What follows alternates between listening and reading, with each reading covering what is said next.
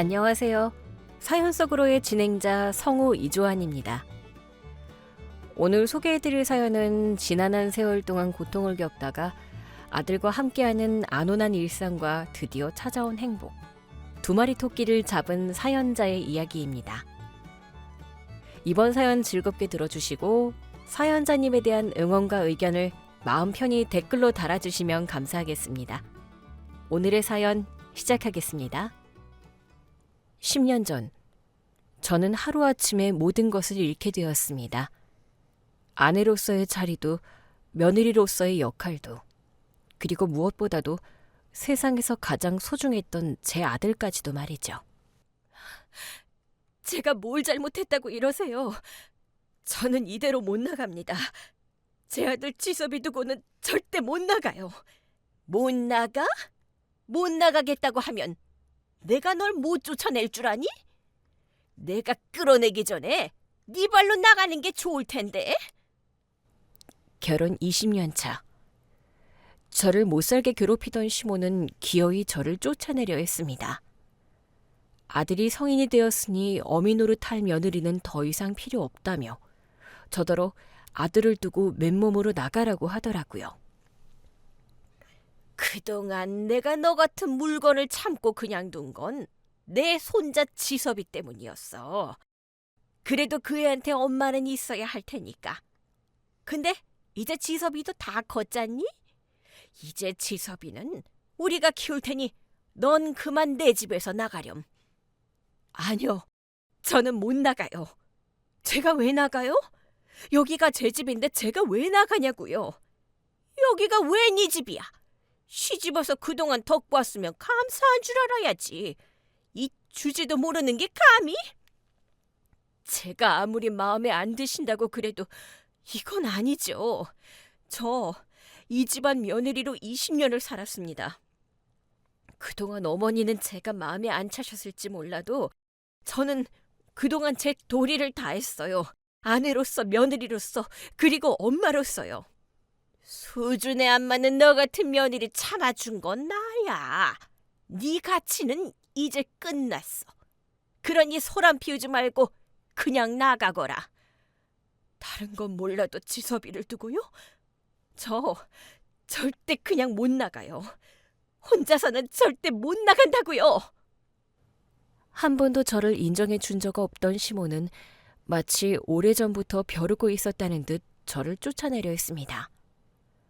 아들까지 두고 나가라는 말에 저는 마지막 발악을 했습니다. 내 전부이자 가장 사랑하는 아들을 두고는 갈 수 없었으니까요. 하지만 그런 제게 돌아오는 건 끔찍한 협박뿐이었어요. 혼자 못 나간다면 지섭이를 데려가겠다고? 지섭이 제 아들이잖아요. 제가 데려갈 거요. 네가 걔를 데려가서 뭐 어쩔 건데? 쫓겨나는 마당에 무슨 수로 지섭이를 데려가? 네 인생 망치면서 네 아들 앞길까지 막을 셈이니? 걔까지 네 수준으로 끌어내리려고? 뭐라고요? 지섭이를 위해서라도 너 혼자 나가야지. 너 없어도 내가 내 손주, 내 핏줄 내가 알아서 잘 키울 거니까 어줍지 않게 엄마 노릇 할 생각하지 마. 못 나가겠다고 버티는 저를 보며 시모는 매정하게 말했습니다. 재벌집 며느리라는 굴레를 쓰고 버텨왔던 그 세월이 그 하루아침에 물거품이 되고 말았죠. 그렇게 아들과 생이별을 하고 10년의 세월. 그 짧지 않은 세월 동안 저는 하루도 아들을 잊은 적이 없었습니다. 늘 아들을 그리워하고 추억하고 다시 만날 날을 고대하며 살아왔죠. 재벌집 시댁에서 가로막은 탓에 아들이 어떻게 지내는지 전혀 몰랐지만 저는 언젠가 아들이 저를 찾아올 것이라는 희망을 품었어요. 그리고 얼마 전 정말 기적처럼 그 일이 벌어졌습니다. 엄마, 잘 지내셨어요? 저 지섭이에요. 지섭이? 너 정말 지섭이니? 성인이 되고 어느새 훌쩍 커버린 아들의 목소리는 익숙하면서도 낯설었습니다. 10년 만에 만난 아들은 이제 완전히 어른이 된 모습이었어요. 저는 아들과의 만남이 정말 꿈만 같았죠. 다행히 오랜만에 만난 아들은 다행히도 저를 원망하지는 않았습니다. 자신을 두고 떠난 엄마를 미워하며 살 줄 알았는데 아들은 되려 저를 안쓰러워하며 저를 위로해 주더군요. 엄마, 그동안 많이 힘드셨죠?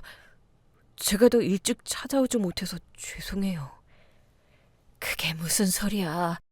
네가 죄송할 일이 뭐가 있니? 자식 두고 간 엄마가 죄인이지. 미안하다, 지서봐. 엄마가 미안해. 엄마가 무능해서 이런 일이 벌어진 거야. 아니요, 저도 다 알아요. 엄마가 얼마나 힘드셨을지, 얼마나 억울하셨을지 말이에요. 못 본 사이 언제 이렇게 어른이 되었는지 저를 다독여주는 아들이 참 대견하고 고마웠습니다. 그런 아들은 짧은 대화 끝에 다음을 기약하며 알 수 없는 얘기를 하고 갔어요.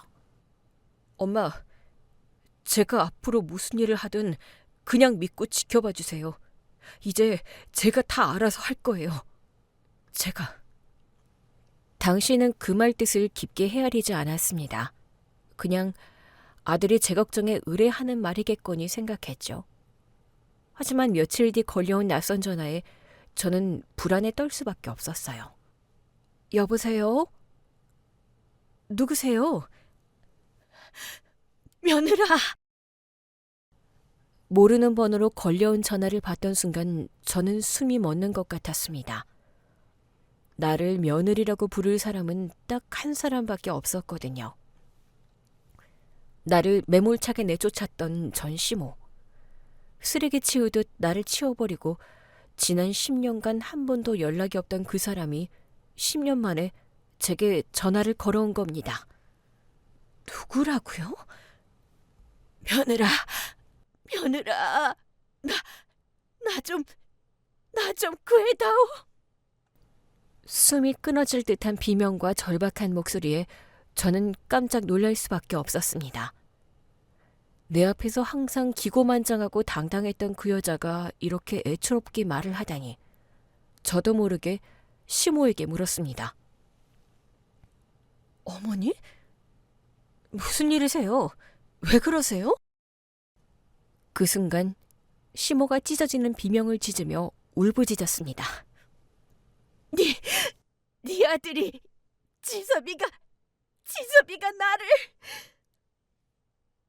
지섭이가 왜? 지섭이가 시모를 어떻게 하기라도 했다는 말인가? 그 순간 저는 며칠 전 만난 아들의 말이 떠올랐습니다. 자신이 무슨 일을 하든 믿고 지켜봐 달라고 하던 아들. 당시에는 이해하지 못했던 그 말이 새삼 의미심장하게 느껴졌어요. 아들이 제 대신 복수라도 하겠다고 마음을 먹은 건지 저는 두려움에 떨 수밖에 없었습니다. 아들이 행여 잘못된 선택을 하는 걸까? 시모에게 무슨 짓을 하려고 한 걸까?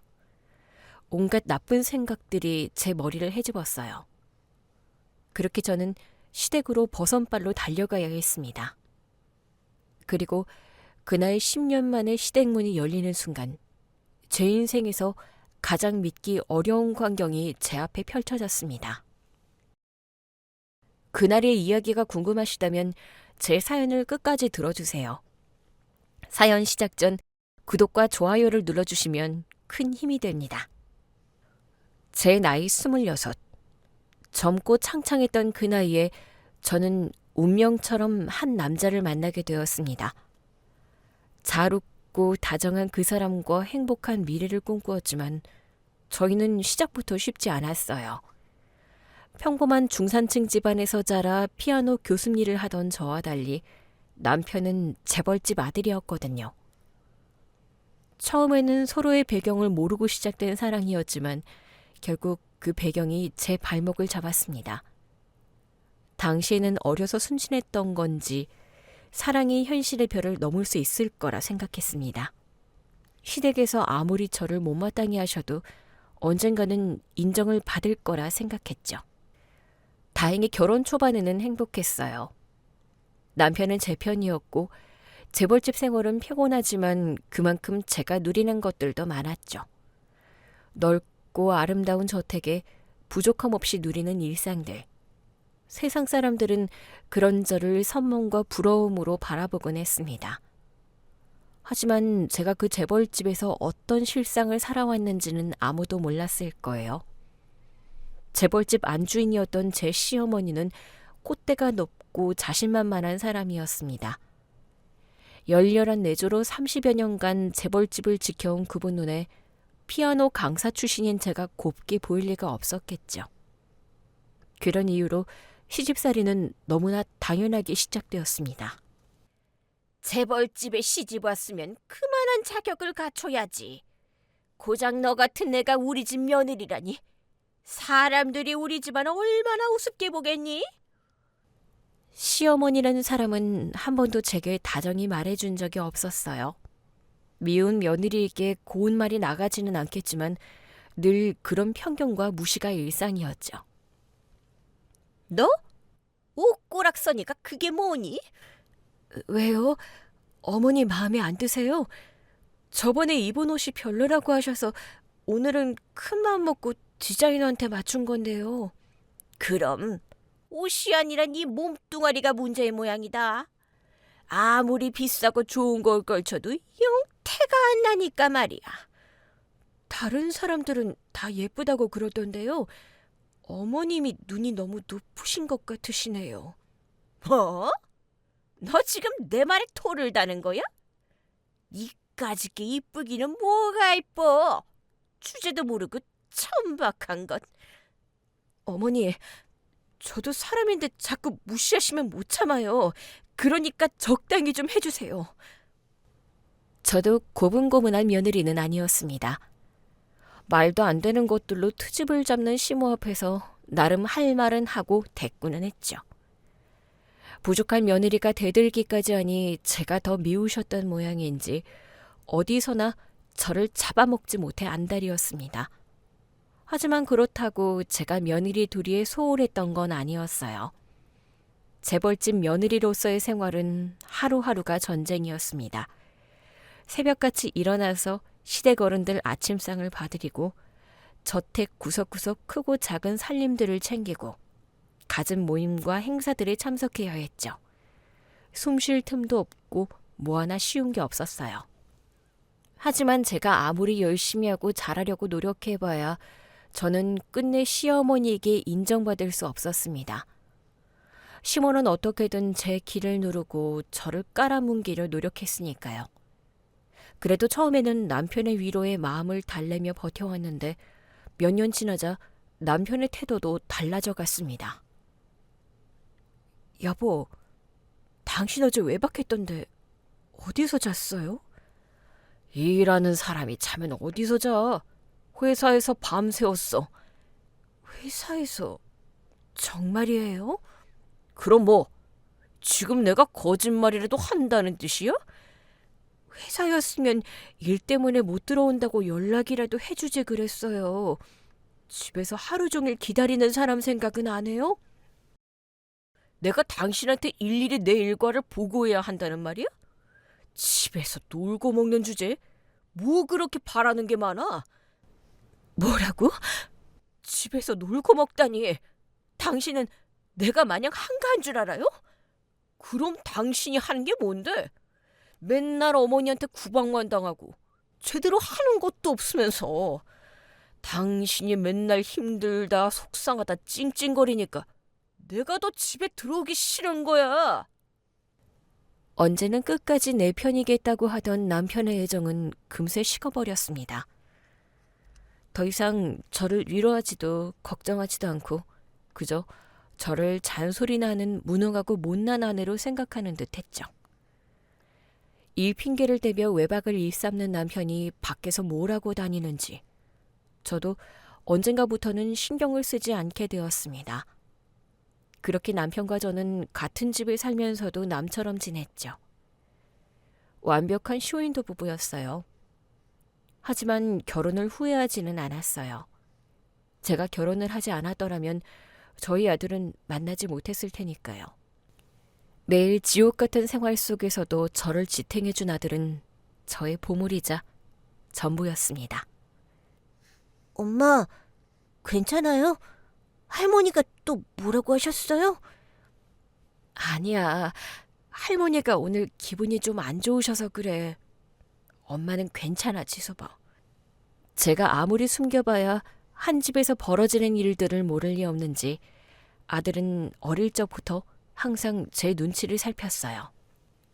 엄마, 울지 마세요. 엄마가 울면 제가 속상해요. 엄마가 못나서 너한테 위로나 받는구나. 엄마가 미안하다, 지소봐. 엄마, 제가 나중에 크면 엄마 꼭 지켜드릴게요. 기댈 곳이 아이밖에 없어 아들에게 위로를 받는 제 처지가 우습고 철이 없다 싶었지만 저는 아들에게 많은 위로를 받았어요. 지섭이는 정말 똑똑하고 착한 아이였습니다. 어려서부터 머리가 좋아서 공부도 잘했고 예의도 바르고 무엇보다 저를 너무나 사랑해주는 아들이었어요. 그 깐깐하고 오만한 시모조차 손자에 대해서만큼은 칭찬을 아끼지 않았죠. 우리 집안 피를 받아서 그런가. 지섭이가 너무 똘똘하다. 밭이 안 좋아서 걱정했더니 지 엄마를 닮은 건 아닌지. 정말 다행이지 않니? 밖으로 나도는 남편 대신 지섭이를 키운 건 오롯이 저였는데도 시모는 지섭이가 자기네 핏줄이라 똑똑한 거라 말했습니다. 노력을 인정받지 못했지만 상관없었습니다. 착한 아들은 저를 바라보며 잘만 커주었으니까요. 그렇게 세월이 흘러 아들은 더욱더 훌륭한 청년으로 자랐습니다. 명문대 진학을 앞두고 있었고 유학을 다녀와서는 남편의 회사를 이어갈 예정이었죠. 지긋지긋한 시댁살이도 벌써 20년. 저는 그동안 버틴 보람이 있다고 생각했습니다. 그런데 아들의 유학길이 다가오고 시모가 저를 따로 부르더군요. 지섭이 출국하면 바로 짐 싸라. 짐을 싸라뇨? 지섭이 따라가라는 말씀이세요? 뭐? 네가 지섭이를 왜 따라가? 그럼 무슨 말씀이신데요? 갑자기 다짜고짜 짐을 싸라고 하면 제가 어떻게 알아들어요? 그놈의 말 됐고 너는 평생 한 번에 네 하는 법이 없었지. 하지만 네가 이렇게 기어오르는 꼴을 보는 것도 이제 끝이구나. 어머니, 또 왜 그러세요? 이번엔 뭐가 불만이신데요? 평소처럼 시모가 또 시비를 건다 싶었던 저는 대수롭지 않게 말을 받아쳤습니다. 그러자 시모가 비웃음을 지으며 말했죠. 이제 지섭이도 다 컸으니 더 이상 너 같은 걸 내 집에 둘 필요는 없겠지. 여기 이혼 서류에 도장 찍고 나가라. 뭐라고요? 기막혀하는 제 앞에 시모가 서류를 내밀었습니다. 옆에 있던 남편은 그런 시모 말에 동조하는 듯 고개도 들지 않고 얌전히 있더군요. 뭐해? 얼른 도장 안 찍고? 이혼이요? 아니, 제가 왜 이혼을 해요? 여태 남편 헛짓거리 다 참고 이 집안에서 며느리로서 아내로서 할 둘이 다 하고 살았던 제가 왜 이혼을 당해야 하는데요? 그동안 봐준 줄을 알아야지. 네가 정말 잘나서 이 집에 붙어 있었던 줄 아는 게야?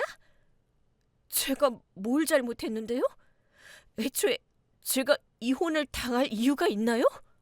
당신은 왜 가만히 있어? 아무리 쇼인도로 살아온 부부였지만 20년 같이 살아온 의리는 있다고 생각했는데 남편은 끝내 제 편이 되어주지 않았습니다. 그냥 어머니 말대로 해. 솔직히 나랑 당신 사이 더 이상 부부라고도 할 수 없잖아.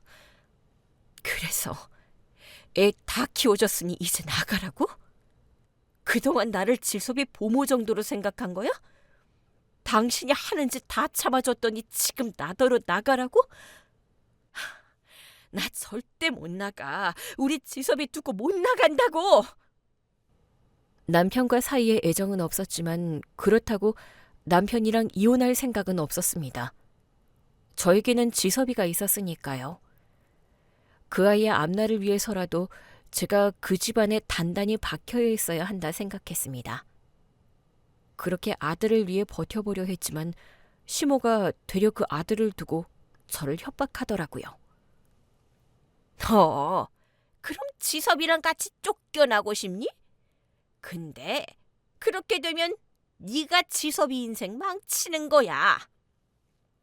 당신이 조용히 이혼만 해주면 지섭이는 내가 끝까지 책임질 거야. 지섭이 유학 다녀오면 후계 수업 시킬 거고 지섭이가 내 뒤 이어갈 거야. 근데 지금 지섭이가 너를 따라 나가면 우리가 가만히 있을 거라 생각하니? 너는 그렇게 네 아들을 끌어내리고 싶어?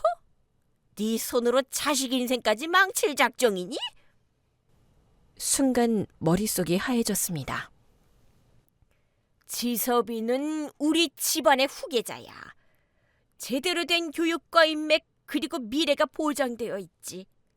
근데 네가 지섭이를 데려가면 걔가 어떤 인생을 살 것 같니?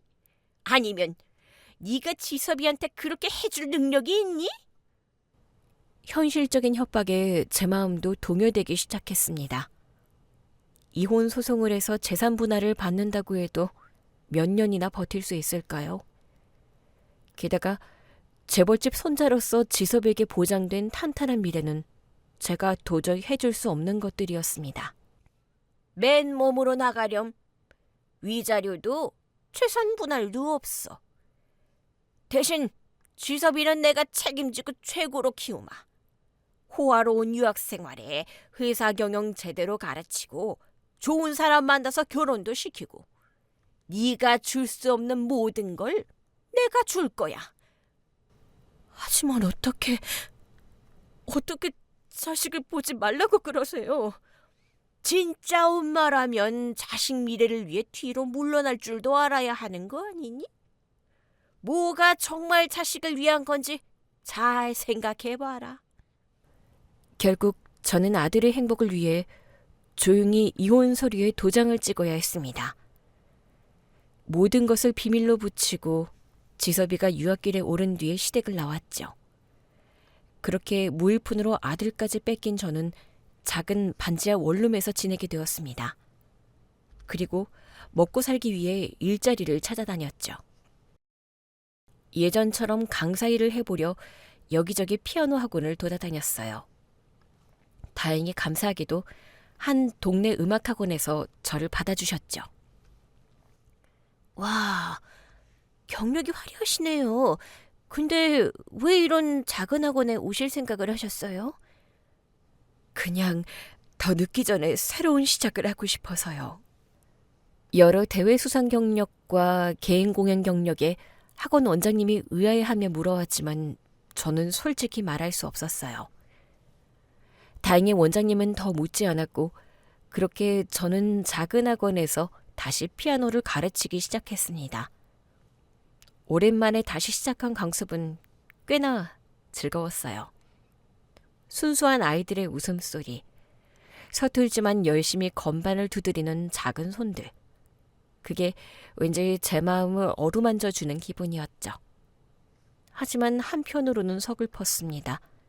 그 아이들을 볼 때마다 제 아들이 떠올랐거든요. 우리 지섭이도. 피아노 치는 제 손을 따라 어려서부터 같이 건반을 연주하던 아들과의 추억이 떠오르며 저는 매일 아들이 사무치게 보고 싶었습니다. 저는 아들을 위해 아들의 행복을 바라며 악착같이 살았어요.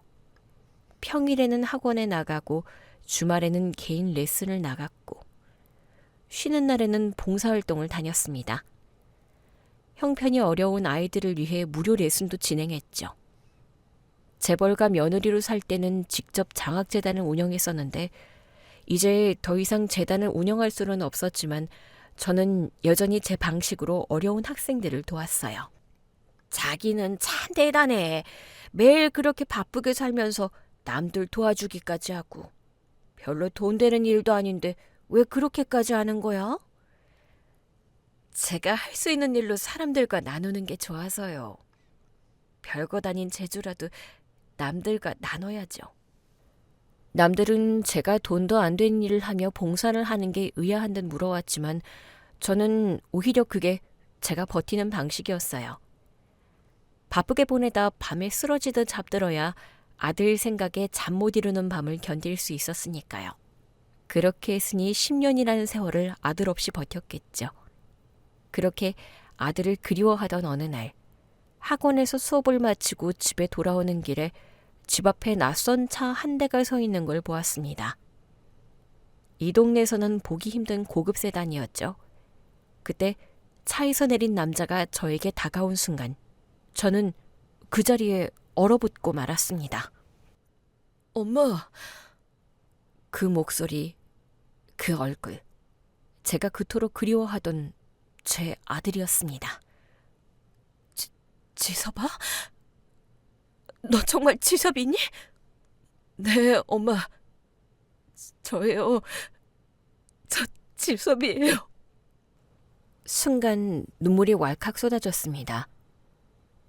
헤어질 당시 19이었던 아들은 이제 훤칠한 성인이 되어 있었어요. 이제 30을 바라보는 나이가 됐더군요.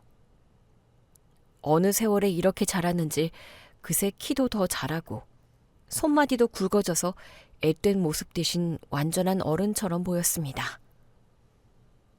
엄마, 보고 싶었어요. 생각지도 못했던 아들과의 재회에 제가 눈물만 흘리고 있자 아들이 먼저 다가와 저를 꼭 안았습니다.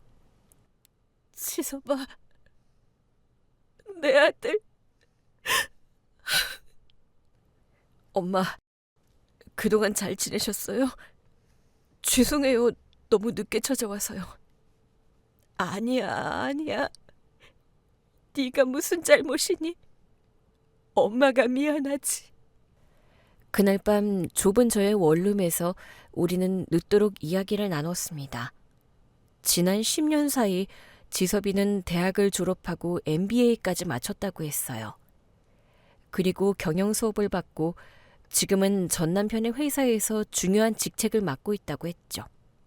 저는 못 본 새 멋있게 자란 아들이 너무나 대견스러웠어요. 정말 잘 자랐구나, 우리 지섭이. 정말 잘 자랐어. 엄마는 그동안 어떻게 지내셨어요? 엄마도 잘 지냈어. 예전처럼 아이들 피아노 가르치면서 열심히 살았단다. 엄마가 어떻게 지내실지 늘 궁금했어요. 하지만 이런 곳에서 지내고 계실 줄은 몰랐어요. 아들이 좁고 낡은 제 집을 둘러보더니 한숨을 쉬며 말했습니다.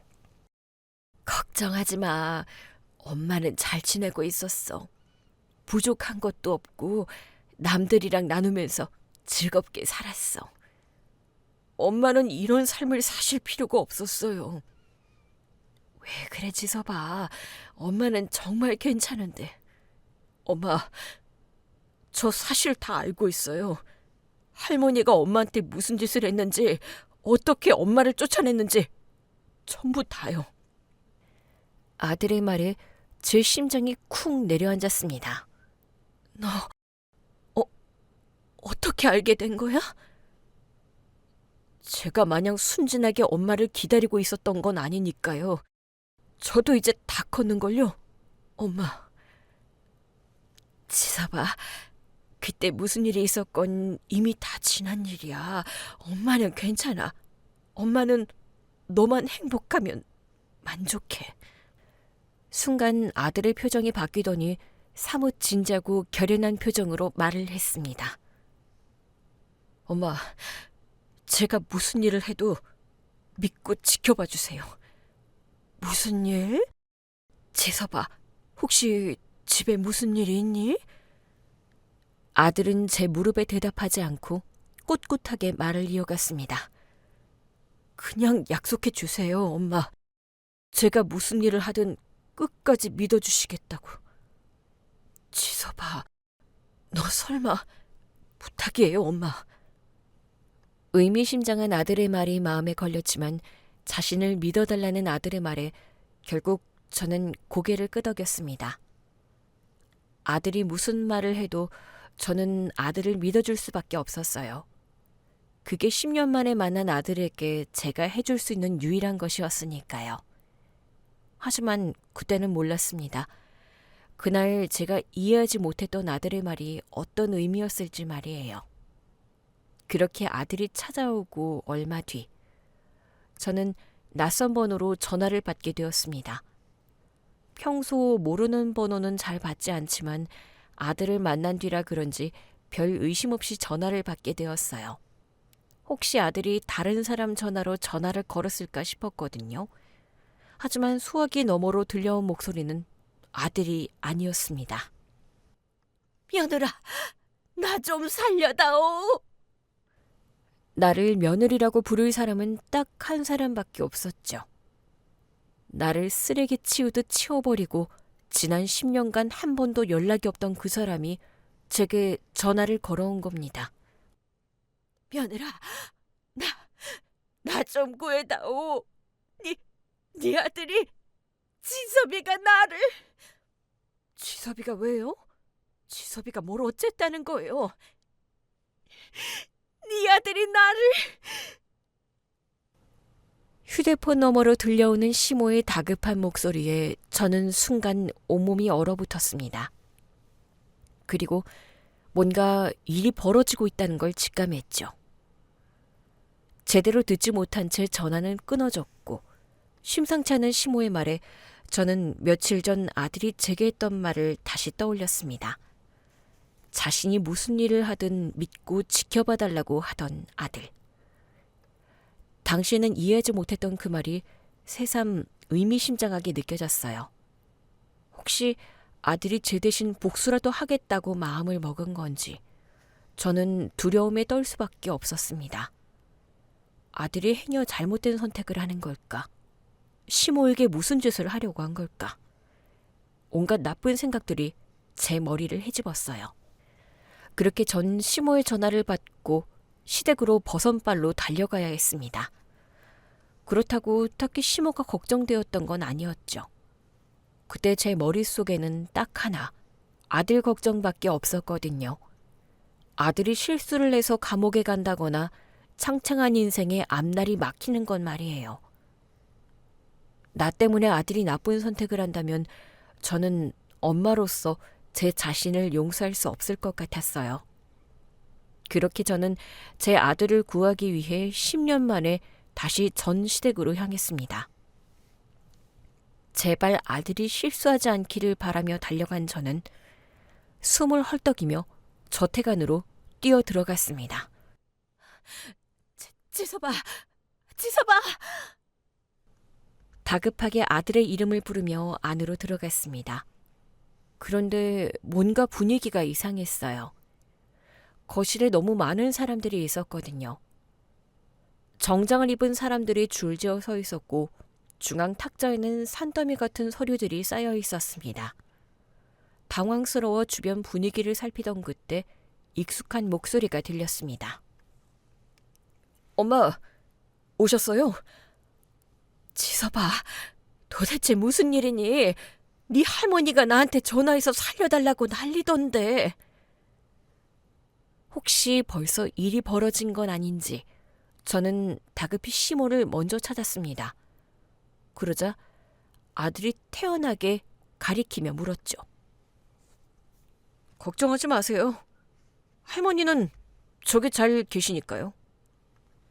아들이 가리킨 곳을 보자 시모가 창백한 얼굴로 소파에 앉아있는 게 보였습니다. 충격을 받기라도 했는지 얼이 빠진 것 같기는 했지만 다행히 어디 큰 문제는 없어 보였죠. 그런데 그때 시모가 저를 알아보고 소리쳤습니다. 며느라, 네가 정말 와줬구나. 아니, 대체 무슨 일이에요? 지섭이가 뭘 어쨌는데요. 살려달라고 난리치길래 정신없이 달려왔더니 생각보다 멀쩡하시네요. 멀쩡한 시모를 보자 저도 모르게 인상이 써졌어요. 그럼 그렇지. 이 못된 늙은이가 또 나를 가지고 노는구나 싶었죠. 그런데 시모가 이상한 말을 하더라고요. 애미야, 제발 네 아들 좀 말려다오. 이러다 우리 집안 다 망해. 지섭이를 말리다니, 그게 대체 무슨... 지섭아, 이게 다 무슨 상황이니? 네 할머니가 왜 그러시는 거야? 엄마, 놀라셨죠? 괜찮아요. 걱정하지 마세요. 아니, 네 할머니가 살려달라고 그래서 나는 네가 무슨 짓을 하는 줄 알고... 지섭아, 아니지. 너 나쁜 생각한 건 아니지? 엄마는 다른 것보다 네가 걱정돼서 그래. 알아요. 괜찮으니까 걱정하지 마세요. 제가 다 설명드릴게요. 아들은 제 손을 잡고 다정히 말해주었어요. 그리고 그 자리에 있는 사람들을 제게 소개했죠. 여기 계신 분들은 우리 회사 이사진, 법무팀, 그리고 외부감사위원들이에요. 회사? 감사? 일 때문에 오신 분들이니? 정장을 입고 저택 안에 가득 찬 사람들은 전 남편의 회사 사람들인 듯 했습니다. 그런데 그때 아들이 놀라운 이야기를 해주었죠. 얼마 전에 아버지가 돌아가시고 제가 회사를 물려받았어요. 그리고 오늘 드디어 제가 해결해야 할 일이 있어서요. 전 남편이 죽었다는 말에 놀라기는 했지만 신기하게도 아무 감정이 들지 않았습니다. 아들의 친모이기는 하지만 저는 이미 10년 전에 끝난 관계였으니까요. 게다가 시모와 같이 저를 배신한 인간이니 전 남편의 죽음에 동요할 리 없었습니다. 하지만 아들이 해결해야 할 일이 뭔지 걱정이었죠. 그때 시모가 제 아들을 노려보며 표독스럽게 말했습니다. 네가 이렇게 내 뒤통수를 쳐? 네가 이 할미를 배신해? 배신이라니, 뒤통수라니. 제 아들이 무슨 짓을 했다는 건가요? 10년 전 이 집안에서는 부당한 일이 있었습니다. 제 어머니는 결혼 생활 중 개인 재산으로 장학재단을 운영하셨습니다. 고아들과 어려운 학생들을 돕기 위해서였죠. 아들이 테이블에 있던 서류 중 하나를 꺼내 들었습니다. 그건 오래전 제가 운영하던 장학재단에 관한 서류들이었죠. 아들이 이걸 어떻게 가지고 있는 건지 저는 놀랄 수밖에 없었습니다. 하지만 10년 전 어머니는 그 재단 운영에 대한 횡령 혐의로 이 집에서 빈털터기로 쫓겨나셔야 했습니다. 지섭아. 그랬습니다. 사실 저는 그냥 이혼을 당했던 게 아니었어요. 저를 쫓아내려는 시모의 계략에 말려 억울하게 쫓겨나야 했던 겁니다. 제가 운영하던 장학재단 돈을 횡령했다는 누명을 씌워서 제 아들을 약점으로 잡고 저를 내쳤죠. 저 역시 누명이라는 건 알고 있었지만 당시에는 제 스스로 누명을 벗을 길이 없었어요. 짜여진 증거들은 명확했고 그걸로 시모가 저를 협박했거든요. 저를 감옥에 보내서 전과자를 만들고 제 아들까지 전과자의 아들이 되게 하겠다는 협박으로 시모가 저를 이혼시킨 겁니다. 저는 억울했지만 아들을 위해 입을 다물 수밖에 없었어요. 제 어머니를 집안에서 내쫓기 위해 누군가가 증거를 조작했습니다. 재단 회계장부를 위조하고 거짓 증인을 매수했죠. 헛소리! 다 제가 저지른 짓이 맞아! 아니요. 날짜가 조작됐어요. 도장도 위조됐고요. 무엇보다 이 서류에 쓰인 필적 감정 결과 저희 어머니의 서명이 아닙니다. 제가 증거를 잡았습니다. 무슨 소리야? 그건 저 기집애가 한 짓이 맞다니까? 네 엄마라고 지금 감싸는 거냐, 지소봐? 어머니는 아무 죄가 없습니다. 이건 전부 할머니가 짜맞춘 조작이었어요. 그리고 아들은 곧이어 시모에게 매수당했던 재단 관계자의 증언과 횡령 사실이 조작되었다는 증거들을 내밀었습니다. 할머니, 제가 그때 어리다고 마냥 아무것도 모를 거라 생각하셨죠? 아들의 목소리에 분노가 묻어났습니다. 네가 정말 이걸 네가 어떻게 다... 엄마가 쫓겨나던 그날 밤 저는 전부 다 들었어요.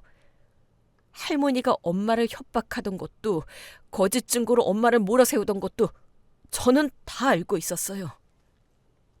지서봐, 너 정말 다 알고 있었던 거야? 엄마, 그때는 제가 힘이 없어서 나설 수 없었어요. 이제서야 진실을 밝히게 되어서 죄송해요. 아들이 모든 것을 알고 있었다는 사실에 저는 충격을 받을 수밖에 없었습니다. 아들만큼은 아무것도 모르기를 바랐는데 그것조차 제 착각이었던 거예요. 이것들이 지금 둘이서 짜고 나를 농락하는 거야? 우리 아들 죽었다고 니들이 나를 버리려고 그러는구나. 니들이 그래봐야 이 집안의 어른은 나야. 나라고. 어른이면 어른답게 행동하셨어야죠. 어른이라는 사람이 그런 식으로 사람을 이용하나요? 저는 할머니라는 사람을 정말 용서할 수 없네요. 너 그럼 그걸 다 알고서도 그동안 모르는 척 시침이 떼고 있었던 거야? 이렇게 나한테 복수할 날을 기다리면서? 그때는 제가 아무 힘도 없었잖아요. 아버지 회사에, 할머니 재산에 가출하면 빈털터리가 될 게 뻔한 제가 무슨 일을 할 수 있겠어요? 그래서 우리 아들 죽자마자 네가 10년을 기다렸습니다. 할머니, 지난 10년 동안 제가 뭘 했는지 아세요? 지섭이가 한 걸음 앞으로 나갔습니다. 시몬은 그런 자신의 손자를 두려워하며 뒤로 밀려났죠. 저는 조용히 모든 증거를 모았어요. 할머니가 저지른 일들, 회계 조작, 증인 매수, 그리고 엄마에게서 빼앗은 재단을 그 이후에 할머니가 어떻게 운영했는지도요. 그때 또 다른 새로운 서류들이 나타났습니다. 그 서류를 보게 된 시모의 표정이 하얗게 질려갔죠. 재단 기금 50억 원이 소리 소문 없이 사라졌습니다. 그리고 그 계좌를 추적한 결과 예상대로 그 계좌는 할머니의 차명 계좌였어요. 해외 은행을 통해 자금 세탁까지 하고 계셨더군요. 아니야, 그게 아니라 뭐? 욕심도 많은 노인네. 아이들을 위한 돈을 개 통장으로 빼돌렸다니? 저도 모르게 소리가 터져 나왔습니다. 어려운 아이들을 위해서 제가 만들었던 재단이 시모의 손에 그렇게 처참하게 망가질 줄은 몰랐거든요. 그런 짓을 안 해도 아쉽지 않을 인간들이 무슨 욕심에 그런 짓을 했을지. 저는 시모의 행동을 용서할 수 없었습니다. 이건 명백한 배임이자 횡령입니다. 할머니가 엄마한테 씌우려 했던 바로 그 죄를 할머니가 저지른 거예요. 그때는 조작된 거짓 증거였지만 이번에는 확실합니다. 그 순간 시모가 바닥에 주저앉았습니다. 안 돼.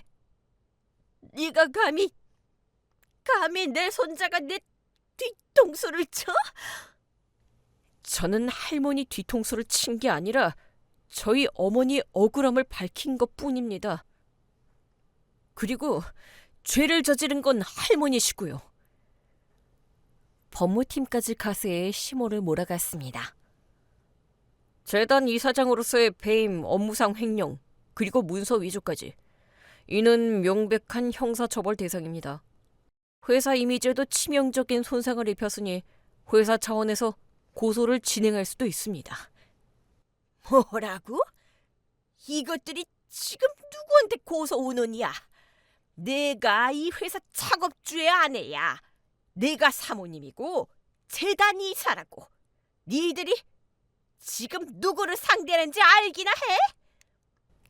시모가 발악을 하며 소리를 질렀습니다. 이미 증거들이 다 밝혀지고 심각하면 실형을 받을지도 모르는 상황에서도 시모는 여전히 기고만장해 보였어요. 평생을 재벌가 안주인으로 떵떵거리며 살았으니 법이고 사람이고 아무것도 무서운 게 없었겠죠. 하지만 이제 더 이상은 자신의 뜻대로 되지 않을 겁니다. 할머니, 그렇게 억지 부리셔봐야 소용없어요. 이미 다 끝났어요. 저는 할머니가 빠져나갈 수 없을 증거를 다 모았고 선처는 없을 겁니다. 그래서 지금 지섭의 네가 이 할미를 감옥에 보내겠다는 소리냐? 글쎄요. 할머니가 연세가 있으시니 실형을 받으신다고 해도 감옥에 가실지는 모르겠네요. 법원에서도 칠순이 한참 넘은 노인을 구속하는 건 부담스러워할 테니까요. 그럼 이 나를 어쩌려고 이러는 거야? 내가 너를 얼마나 아끼고 사랑했는데 네가 나한테 이럴 수 있니? 네가 기어이 천륜을 저버리려고 그래? 천륜을 저버리는 게 아니라 잘못된 걸 바로 잡으려는 겁니다. 그러는 할머니야말로 엄마한테 그렇게까지 하지 마시지 그러셨어요. 네가 지금 네 엄마 대신 복수를 하겠다는 거지? 낳아줬다고 다 엄마인 줄 아니? 저 여자 아들이기 전에 너는 우리 집안 장손이야. 내 손자라고. 저희 엄마는 이 집에서 최선을 다하셨어요. 며느리로서, 아내로서, 엄마로서 전혀 부족함이 없으셨다고요. 그런데 그런 엄마를 억울하게 쫓아내놓고 아직도 반성이 없으세요?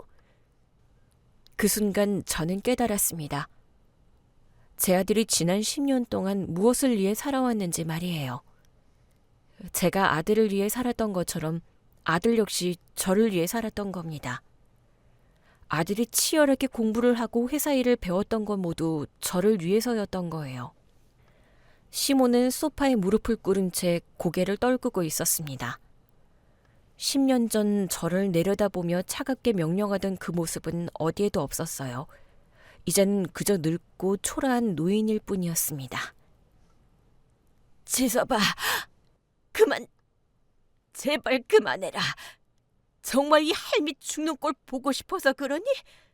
너는 내 손자잖니. 우리는 가족이잖니. 그러니 제발. 가족이요? 글쎄요. 저는 10년 전 엄마가 이 집에서 쫓겨난 이후로 할머니를 제 가족이라 생각한 적이 없는데요. 그나마 키워주신 은혜를 생각해서 이 정도로 하는 걸 다행으로 여기세요. 안 돼. 안 돼. 아들이 매몰차게 외면하자 시모가 제게 다가와 사정했습니다. 애미야, 며느라, 제발 도와다오. 네가 지섭이한테 말 좀 해주렴. 나 좀 용서해달라고 말 좀 해달란 말이야. 제가 왜요? 나를 그렇게 억울하게 만들고 쫓아낸 사람을 두둔할 정도로 제가 호구로 보이세요? 제발, 내가 잘못했어. 미안해. 정말 미안하다. 내가 잘못했다, 애미야. 아니요, 미안하다고 하지 마세요. 그따위 싸구려 사과로 그 많은 잘못을 용서받을 생각하면 안 되는 거 아닌가요? 나는 당신 때문에 아들과 생리별하고 그 고생을 했는데. 순간 지난 10년간의 고통이 떠올랐습니다. 어머니가 저에게 선택을 강요하셨죠. 아들을 포기하거나 범죄자가 되거나. 그건 내가 미안하다. 내가 사과하마. 그래도 내가 네 아들을 잘 키웠잖니. 제가 누구 덕에 이 자리까지 왔다고 생각하니? 네, 10년 전에는 저도 그렇게 생각했죠. 나만 떠나면 내 아들은 행복할 거라고. 내 아들만은 모든 걸 누리며 살 거라고. 근데 지금 아들의 모습을 보니 제가 잘못 생각했다 싶네요. 뭐? 그때 어떻게든 제 스스로 억울함을 밝히고 당신의 죄를 밝혔어야 했어요. 내가 그걸 못한 바람에 제 아들이 이 힘든 길을 대신 걷게 되었네요. 그러니 저도 절대 선처 없을 겁니다. 제 아들의 노력을 물거품으로 만들 수는 없으니까요. 뭐라고? 너까지 정말 너희들이 나를 이렇게... 이제 아들도 죽고 손자한테까지 버림받았으니 어디 혼자서 잘 버텨보세요. 당신의 말년이 얼마나 비참할지 기대가 되네요. 안 돼! 안 돼! 늙고 병든 나를 정말 이렇게 버릴 거니? 시몬은 그대로 바닥에 주저앉아 울기만 했습니다. 하지만 아무도 그 여자를 동정하지 않았죠. 시모의 불행은 이제부터 시작이었어요. 할머니, 짐 싸서 나가주세요. 나가라니? 나더러 어딜 나가라는 거야? 이 저택은 개인 소유가 아닌 회사 소유예요. 법적인 처벌은 피할 수 있을지 몰라도 민사 소송은 제 의지대로 진행할 겁니다. 그러니 절차에 따라 이 집을 비워주셔야겠어요. 뭐라고? 그럴 수는 없어. 이 집은 내 집이야. 내가 30년을 산 집이라고. 일주일 드리겠습니다. 그때까지 짐을 싸서 나가주세요. 시몬은 모든 직책과 회사 지분을 내려놓아야 했고 심지어 살던 저택에서까지 쫓겨나야 했습니다. 그렇게 저를 쫓아낸 시모의 인생은 완전히 시궁창에 떨어지게 되었죠. 시몬은 더 애원하지도 못하고 얼마 뒤 조용히 짐을 싸서 집을 나가게 되었습니다. 그 후 저택은 법적 절차에 따라 처분이 되었고 아들은 저와 함께 살 집을 얻게 되었어요. 엄마, 여기 어때요? 좋네. 빛도 잘 들어오고 인테리어도 손볼 것 없고 너무 예쁜데? 위치도 좋아서 엄마도 편하실 거예요. 여기라면 우리가 새 출발하기 딱 좋을 것 같죠? 나야 뭐 지섭이 네가 좋다면 다 좋지. 엄마는 너와 같이 지낼 수 있다는 것만으로도 너무 행복해. 저는 아들과 다시 함께할 수 있다는 것만으로 행복했습니다. 그때 지섭이가 제게 서류를 건네며 말했습니다. 그리고 엄마께 드릴 게 있어요. 이게 뭐니? 무슨 서류야? 열어보세요. 안에는 여러 서류들이 들어있었어요. 첫 장을 보는 순간 저는 숨이 멎는 것 같았습니다. 장학재단 이사장 임명장, 최옥희. 엄마가 운영하시던 재단 임명장이에요. 원래 엄마 자리였잖아요. 그 말에 눈물이 핑 돌았습니다. 10년 전 빼앗긴 내 자리를 다시 돌려받게 될 줄은 몰랐거든요. 할머니가 빼앗아갔던 재단, 이제 다시 엄마께 돌려드리려고요. 지섭아, 이게 정말이니? 횡령 문제로 아직 손봐야 할 건 많지만 제가 열심히 도울게요. 이제 엄마는 훨씬 더 많은 아이들을 도울 수 있어요. 저는 아들의 선물을 품에 꼭 끌어안았습니다. 그건 10년 만에 돌려받은 제 꿈이었어요. 지섭아, 정말 고맙다.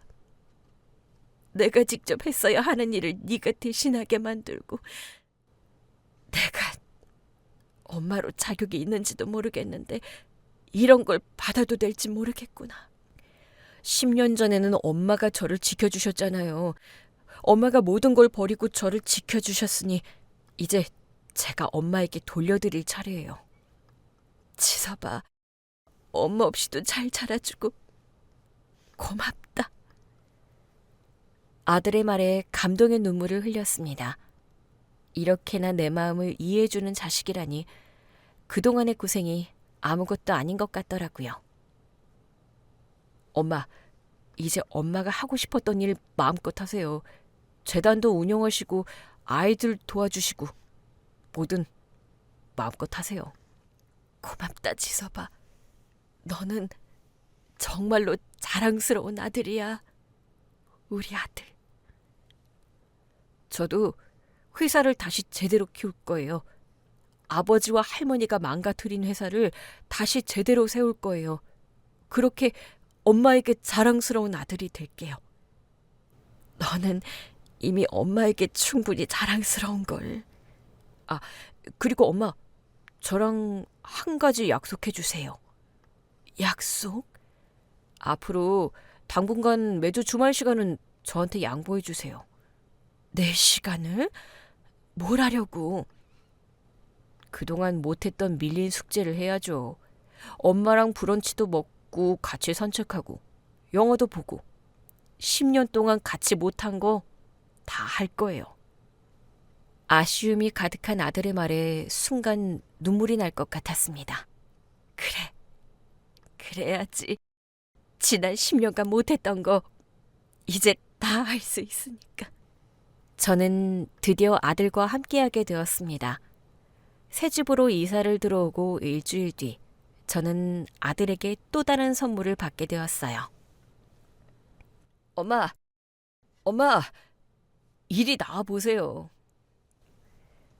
아침부터 급히 저를 부르는 아들 목소리에 저는 주방에서 하던 일을 멈추고 달려갔습니다.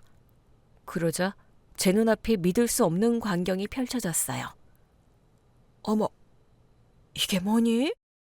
우리 집에 웬 피아노가 있어? 엄마 선물이에요. 엄마가 예전에 갖고 싶어 하시던 거 기억나요? 그랜드 피아노요. 할머니 눈치 보느라 포기하셨었잖아요. 세상에, 그걸 기억하고 있었어? 이제 엄마 거예요. 마음껏 치세요. 저는 떨리는 손으로 건반을 쓰다듬었습니다. 그리고 조심스럽게 한 음을 눌렀어요.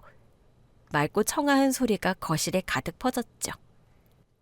엄마, 한 곡 쳐주세요. 오랜만에 엄마 피아노 소리 듣고 싶어요. 저는 피아노 앞에 앉았습니다. 그리고 아들이 어릴 적 자주 들려줬던 곡을 연주하기 시작했어요. 추억이 깃든 소리가 집안을 가득 채웠습니다. 아들은 제 옆에 앉아 음악을 감상하고 저는 누구의 눈치도 보지 않고 마음껏 음악을 연주했죠. 이런 평화로운 시간이 대체 얼마만인지 저는 더 이상 여한이 없을 것 같았습니다. 괜찮았어? 오랜만에 연주하는 곡이라 어렵네. 어릴 적 듣던 거랑 똑같아요.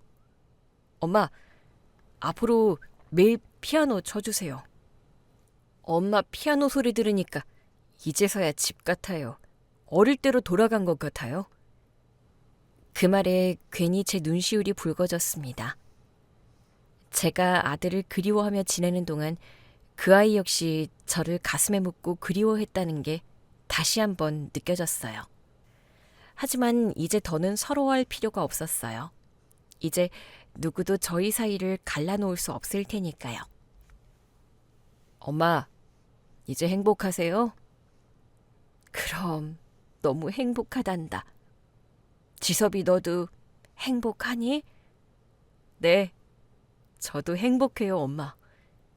우리 앞으로 오래오래 행복하자꾸나. 10년의 시간이 흘렀지만 서로를 향한 애정은 변하지 않았습니다. 아니, 오히려 더 깊어졌는지도 모르겠네요. 이제 앞으로 저희 모자에게는 진짜 행복만 펼쳐지겠죠? 그날들을 기대하며 저는 지금 이 시간을 소중히 여길 겁니다. 감사합니다. 오늘 준비한 사연은 여기까지입니다. 재밌게 들으셨다면 구독과 좋아요, 알림 설정까지 눌러주세요. 지금 어디서 듣고 계세요? 여기는 서울이고요. 다음 사연으로 다시 찾아뵙겠습니다.